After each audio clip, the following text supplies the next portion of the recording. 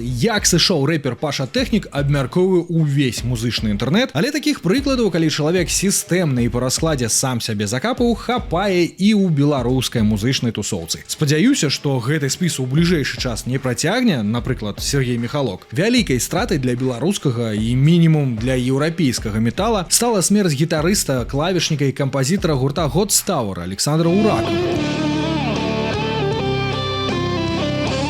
До 29 год ён напіў цыроз печані і так паставіў на паузу гурт, які ў хуткім часе мог дабіцца вядомасці ва ўсім свеце. Уладзімір Мулявін разбіўся на машыне, яго Мерс вылецеў у кювет і расплюшчыўся аб дрэвы. Існуе версія, што ў той дзень Мулявін пасварыўся з жонкай і ў парыве злосці сеў за руль п'яным. У гэтай жа весёлай тусоўцы са сваімі недарэчнымі смерцямі знаходзіцца і другі вакаліст нейрадзюбеля Юры Наумаў і гітарыст Ляпіс Трубецкога Руслан Уладыка. Паскуда і пан загінулі ад траўмаў пасля п'яных боек. Бухать здесь, тщательно здесь, и как бы без закуски.